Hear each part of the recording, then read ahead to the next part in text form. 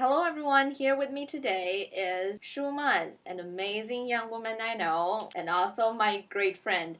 She is currently studying in Natural Gourmet Institute in New York, a plant-based, health-supportive culinary school. Before she went to New York, she got a Master of Philosophy in Chinese University of Hong Kong. Shuman is a vegetarian and she is planning on going back to China after graduation to spread this lifestyle. Would you like to say hello to our listeners, Shuman? Yeah, of course. Hello. Greetings from New York. I'm Shuman. It's a great honor to be here with England to share my experience studying at Natural Gourmet Institute and being a vegetarian. How long have you been a vegetarian, Shuman? I have been a vegetarian for 1.5 years, and within the 1.5 years, I have been a vegan for 6 months. I don't drink milk and I don't eat eggs, but I occasionally have yogurt. Okay. Yeah. So, why did you decide to become a vegetarian in the first place? In fact, there are a lot of factors that contribute to my decision. Or I should not say it's a decision, it's I naturally went through this transition of an omnivore to vegetarian. I think one of the reason is a friend of mine who is at the Chinese University of Hong Kong where I studied in. She was a vegetarian and she was a Buddhist, and I was very close to her, and I felt that she is really different from the people surrounding me. She is very calm, and she has the energy. You can feel her energy. So I thought maybe it's the Buddhism and maybe it's the vegetarian diet that makes her like that.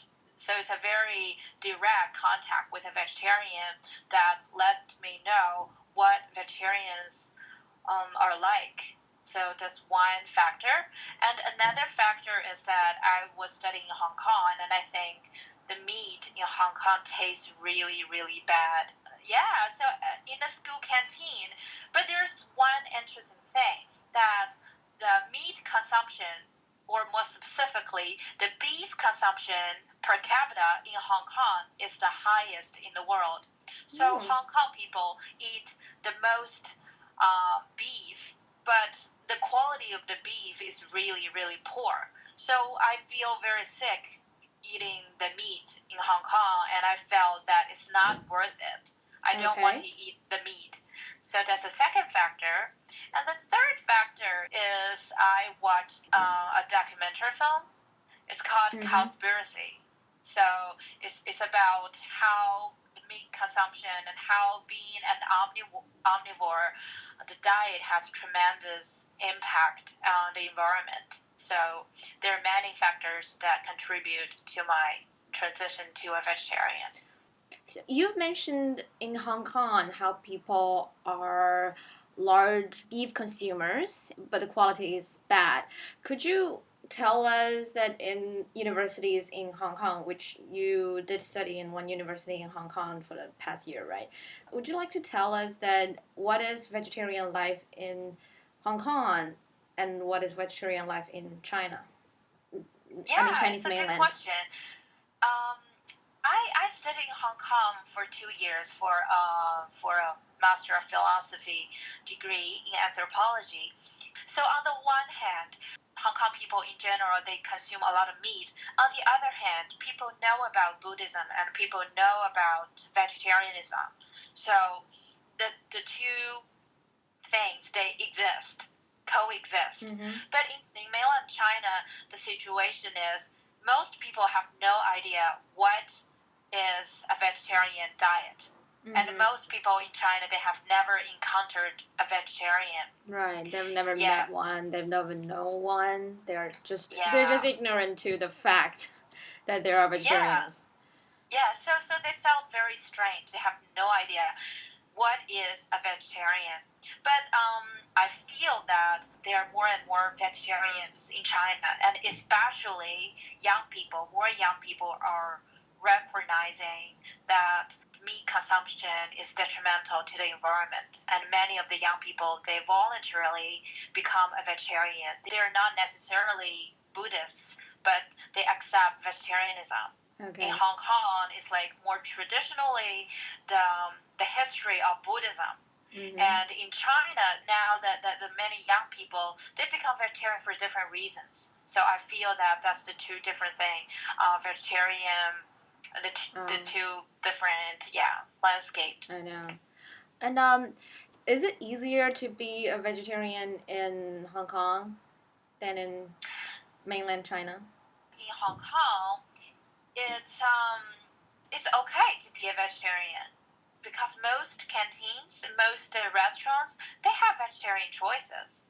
They will mark which dishes are vegetarian. But in mainland China, especially in Wuhan, my hometown, right. The thing is, people have no idea what is a vegetarian diet. So as long as it doesn't contain meat pieces, people will think it's vegetarian. But actually it's not? But actually it uses lard. Lard is the fat that you turned from pork, from the fat of pork. So that's not vegetarian. Yes, one time I ordered garlic stir-fried vegetable at a restaurant. The first bite, I tasted lard. This fact reflects the general ignorance of the vegetarian diet and the existence of this group of people. And also, so in universities in Hong Kong, they do have like a vegetarian window or menu. The canteen that I used to go in the Chinese University of Hong Kong, the choices are so limited. For example, for one lunch, during the lunchtime, you can only choose from 5 different dishes. You can choose 2 from the 5 or 3 from the 5. And among the 5, there are only 1 or 2 that are vegetarian. Mm-hmm. Yeah. And so the choices are very limited. But the good thing is, for example, my university, the Chinese University of Hong Kong, there's a new vegetarian student canteen. It just opened in September. And there's also another one in Hong Kong University. Hong Kong's universities are just opening up their vegetarian restaurant. But I do have some kind of policy to accommodate the need of vegetarians on campus. I mean, before they open the restaurant. Before they open the restaurant, it's like they will mark which dishes are vegetarian. But choices are limited. It's very limited. Okay, now I see. So that's why when I was in Hong Kong, I started to cook for myself. For the last year when I was in Hong Kong, I cooked every meal. Doesn't that take a lot of time? Yeah, but I like it. So okay, cool. And that's why you go to New York and study chef. Yeah, I want to go to a cooking school. I don't want to apply for a PhD program. That's what I'm going to ask you, actually. What made you go to New York to study, like, culinary art? In fact, I dreamed of going to cooking school when I was a child. Oh, childhood dream. I loved pasta. I loved Chinese pasta. I love bread. So when I was little, I started baking in high school, and I always wanted to go to a cooking school. But you have to go to New York. Isn't there a plant-based culinary school in China? There is one in Guangzhou, but that program is a 2-year-long program. Their target is high school graduates. It's not people who are interested and who have the knowledge of food. Oh, okay. Yeah. How do you think China can improve in terms of accommodating the needs of vegetarians? I really think if we want to make China a more vegetarian-friendly country, there should be people who are educating. I don't like this word. There should be people who are showing, who are presenting the beauty of vegetarian cooking. I think that that's the best way of letting people know the existence and of vegetarian cooking. So I think the people who are responsible for this are vegetarian chefs and vegetarian restaurants, and also the media and like bloggers. Yes. Yes, like Yes. people like Yes. me who are Yes. in this business. Yes, And exactly. I think like sometimes I got comments on my blog.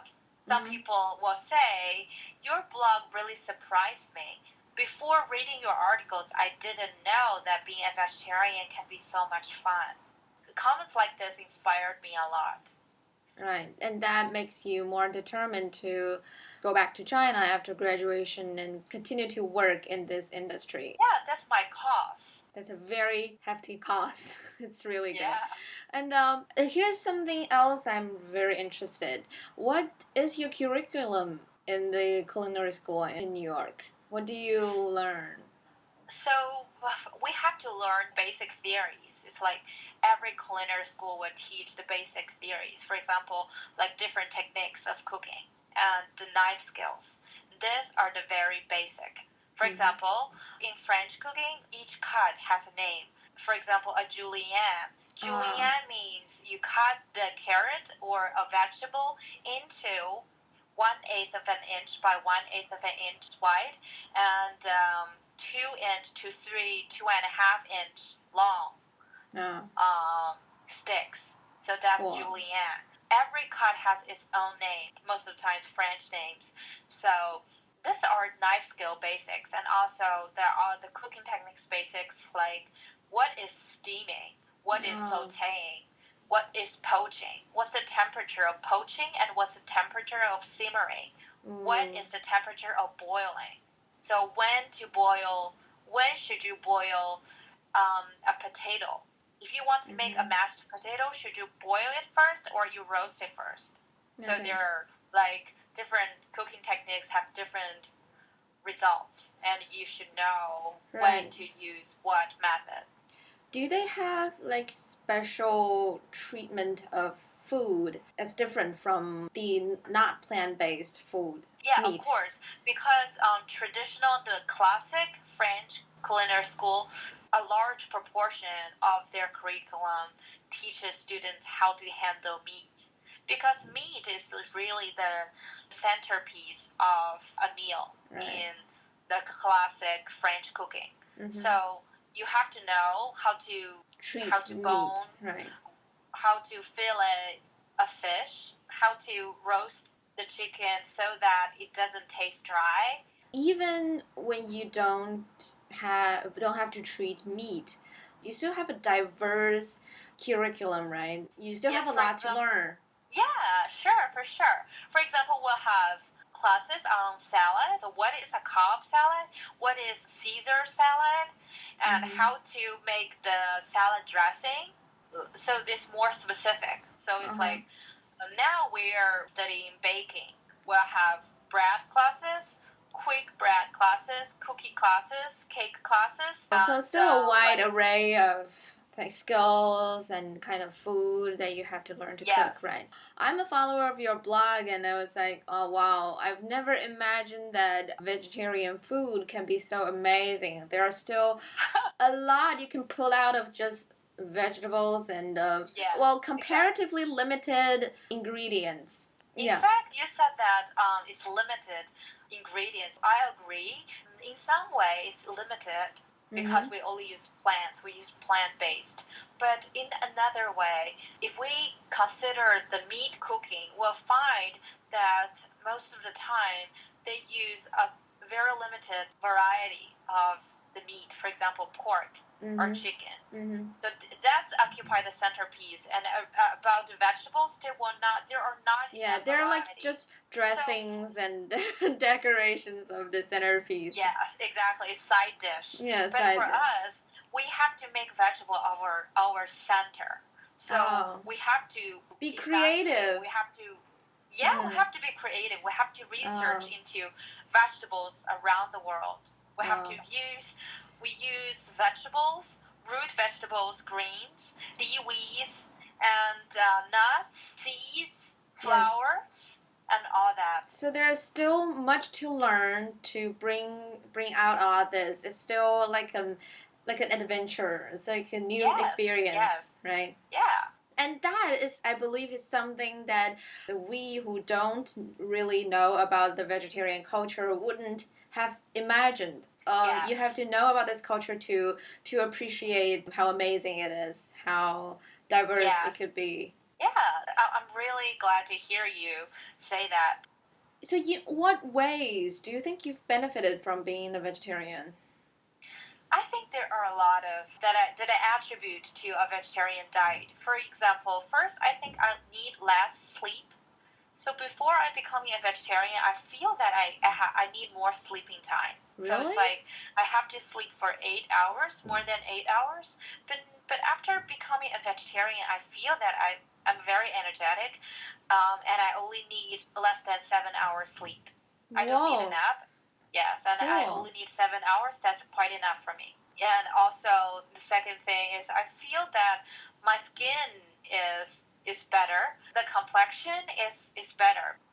In our course, our teacher are very honest. They said that if you eat like pasture raised beef, no hormone, no antibiotics, this kind of beef is actually it can be good for you. But now most of the people, the meat they eat is beef that is raised under the industrialized animal farming, not nutritious, and it contains a lot of really Toxins. horrible Yeah, toxins. that's So you gonna be. better not eat them.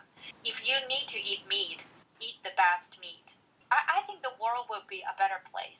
Even if people eat meat, so they eat the best meat, but they eat it occasionally, it's better for the environment and it's better for their health. I think it's a better solution because it's not realistic to make everyone vegetarian, and it's not my goal at all. I think my goal is to let more people to know that eating more vegetables is good for them, it's good for the environment, Mm-hmm. and it's good for the animals.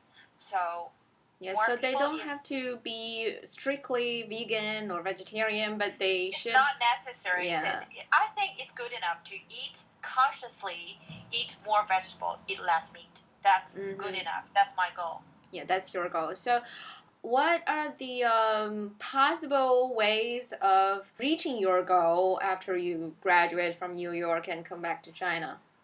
Yeah, that's a very good question. In fact, I think there are a lot of things that I can do. First, I think I want to be consultant. I want to be restaurant consultant. So I want to help the vegetarian restaurants in China or the non-vegetarian restaurants in China to create better vegetable dishes.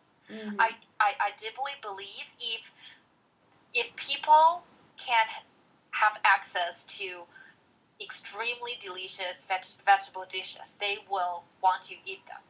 Right, So and I that's think my it's a impression. powerful way. Yeah. Mm-hmm. So if you find that some vegetarian restaurant they have extremely well made dishes and is the price is not as high as like a Japanese steak, you Mm-hmm. probably choose a vegetarian restaurant. Right, you have a Yeah. reason to So choose I it. think yeah I think that that's the most powerful and it's the most realistic way is Mm-hmm. to let vegetarian restaurants shine. Yeah. Have you ever thought of like starting a catering venture in China? Like starting your own business? I want to, but you know, it needs a large, it's a quite, it's a huge investment. Mm-hmm. So last month, our teacher, our instructor told us that the success rate of a restaurant business, which is if the restaurant can survive 3 years in a row, is Mm-hmm. considered successful, Mm-hmm. and the successful rate in New York is about 30%. Wow. So 70% of the restaurant go out of business within three Within three years. years. Wow. Yes. So So it's a that's very not competitive. just vegetarian restaurant, right? That's just restaurants in It's not. general. Yeah, restaurants in general. So Yeah. opening a restaurant is It's tough, very. It's a risky business, right? and I don't have that much capital, Oh, so I cannot open a restaurant, but I can open a small like an ice cream place. I Oh, have the dream of opening a vegan ice cream shop in China. cool. Because ice cream, traditionally, it use cream. But you know what? The vegan ice cream can be extremely delicious. You use coconut cream, use Oh, coconut milk, and it's really amazing. can you imagine the difficulties of starting a vegetarian catering venture in China?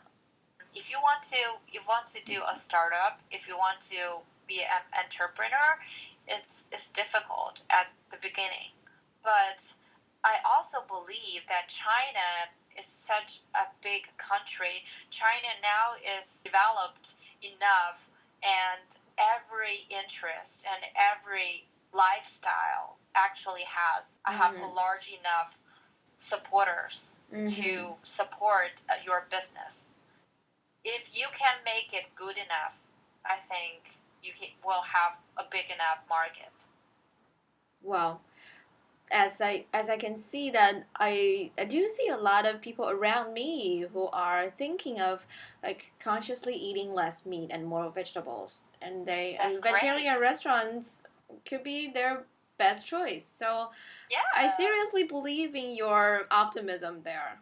I would love to see you come back to China and then publicize this lifestyle, and I Yeah. think it will help. I think it will I help a will. lot. Yeah, I believe so. Yeah, you'd be doing great things for humankind Yeah, I and the totally believe. environment and our nature. Yes. Yes, and ourselves. Yeah, and ourselves. Okay, so thank you, Shuman, for talking to me, sharing your thoughts and your personal experience being a vegetarian. And thank you for sharing your dreams with us, and that's really nice. So, okay, bye. Bye.